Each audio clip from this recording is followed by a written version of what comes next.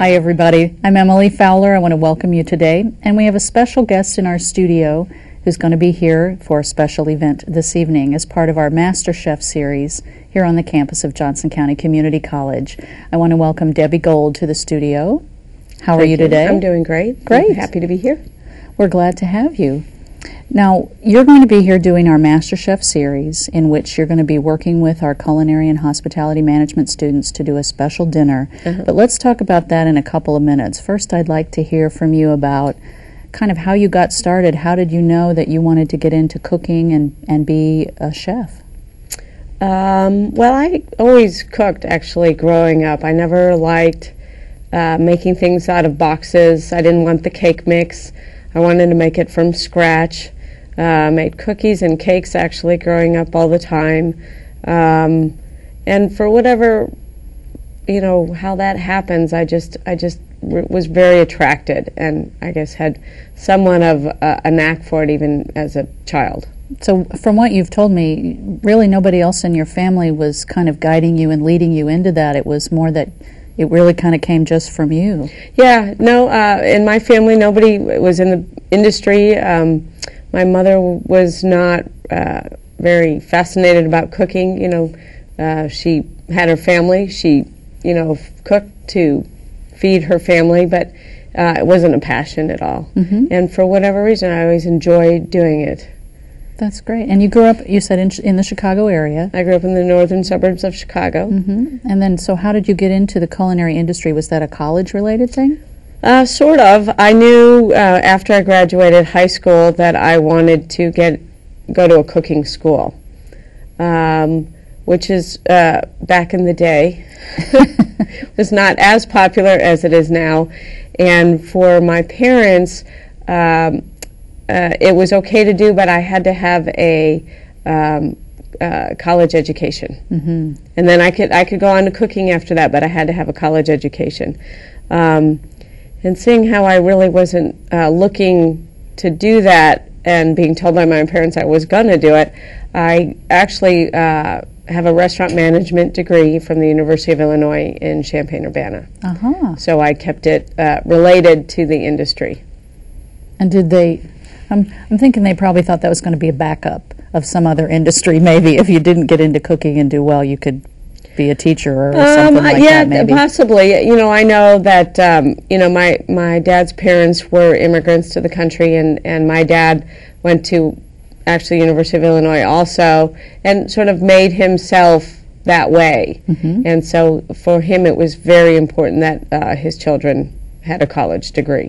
That's great. And then after that, like I said, I could do whatever I wanted. So where did you go to cooking school? Well, actually, I didn't, because, as I said, at that time, it was really sort of the beginning of the excitement over culinary schools. The Culinary Institute, New York was there. There was the California Culinary Academy.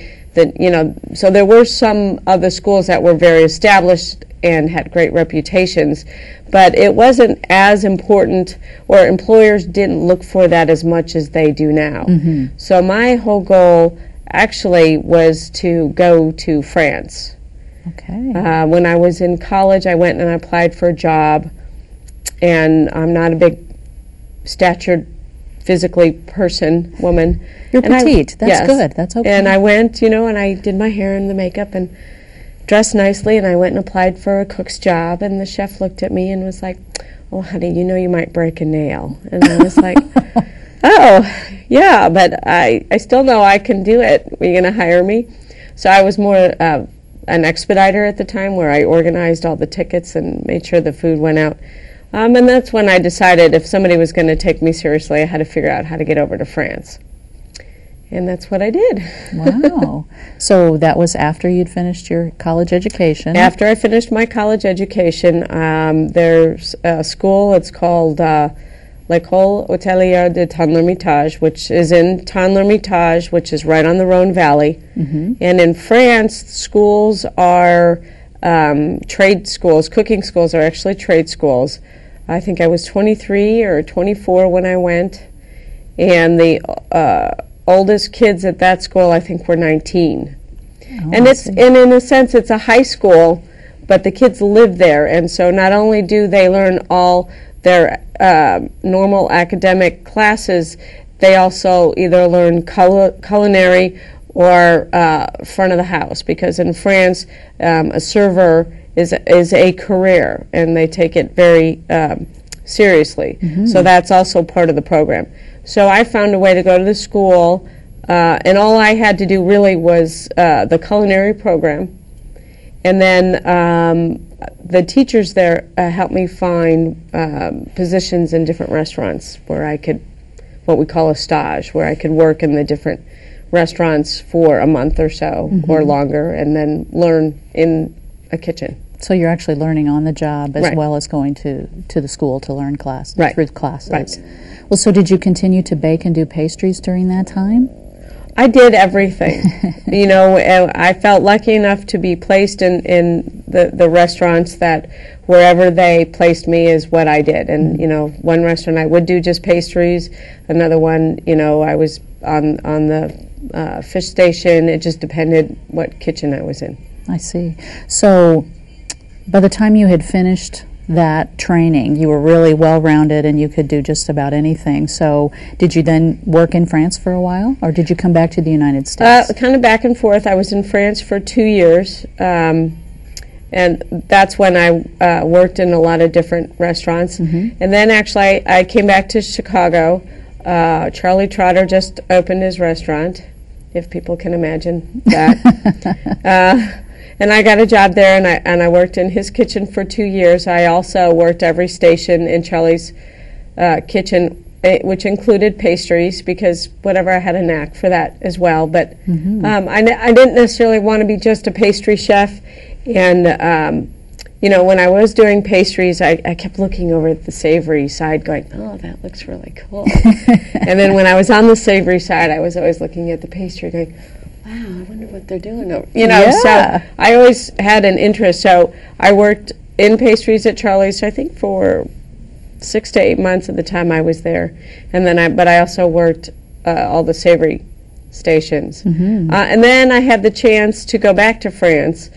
Someone I knew bought a restaurant in France, in Nice, and I went to run the kitchen. I see. So that was a great opportunity. So I did that. That's I mean, it wonderful. wasn't like a big, huge 3-star Michelin restaurant, but it was great just to be there to work with the product. You know, I got to play around with different stuff and go to the markets and that kind of stuff. And you were kind of the boss in the kitchen at that point. Right. Well, so how did you make it back here to the American restaurant in Kansas City? Well, actually, I went back to Chicago. It's kind of a crazy back and forth story. When I went back to Chicago, I was the pastry chef at the Everest, and I did that for just about a year. And when I had been looking for a position when I first got back to Chicago, resumes all around, and then I got a call for a little restaurant. It was called Mirador. It was owned by Amy Morton, who's the daughter of Arnie Morton of the Morton Steakhouse chain. She called, was looking for a chef. I went, did a tasting, the whole thing. I became her chef at Mirador, so I did that for a while.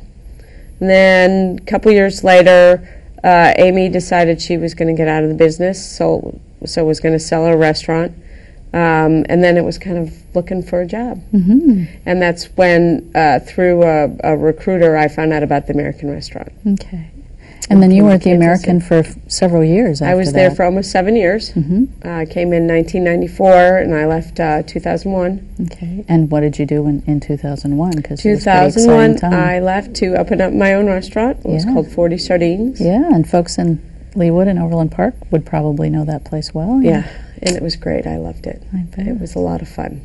It was great. But you're back to the American now. Now I'm back to the American, sort of more of a little lifestyle change, I guess.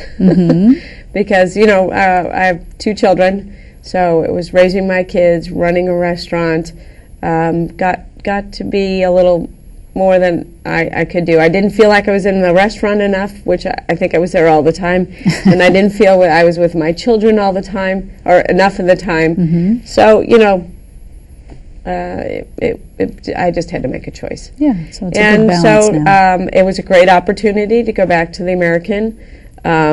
It's a lot of freedom. As I say, I don't have to worry if the toilet overflows. Not my problem. A server doesn't show up. There is somebody that does take care of that, but it's not me. Right. And I get to focus on the food and the kitchen and have fun. Yeah, and we were talking about how the American is kind of a special event place. People come there for anniversaries and birthdays, and it's so great to look out from the restaurant over great the view, great whole view. Crown Center It's area. fabulous, It's yeah. really nice. Plus, it's got a really nice view of what there is of the downtown skyline. Really, you can see a lot of the skyline out there, and so I don't know. I just think it's a gorgeous view. That's great. Yeah. Well, people will have to come down and see you at the American, but then you're also going to be here doing our Master Chef tonight. So tell us a little bit about the menu that you're going to prepare here. It was interesting kind of sitting down and prepare the menu. When I went back to the American, I think the culinary trends have changed, where 40 Sardines had sort of its own specific theme that I stayed with, and I was happy doing that. Now that I'm back at the American, I'm more about balancing flavors and taste profiles. So I'm going to do, I've got a plum beignet that I'm doing with a guanciale honey vinaigrette and curry salt. Mm-hmm. So there's a lot of, there's the sweet, there's a spicy, there's a lot of balance going on in there, and there's earthy. And I kind of try to run that through the whole menu. I'm also going to be doing sort of a braised meat for the entree, and I decided to do that because as much as things are exciting and changing in the industry, there's or food-wise, Mm-hmm. there's the different techniques for cooking now, sous vide and all that kind of stuff, which I think is exciting. There's nothing wrong with an old-fashioned, sear the meat, get it nice and caramelized, braise it for a long time, real slowly with a lot of vegetables. There's a lot to say for that. So, right now I'm trying to sort of mix the traditional French that I learned and some of the things I'm working with today. Food evolves. So. That's great. It's a great creative career that you have. I've been very blessed. That's wonderful. It's been very blessed.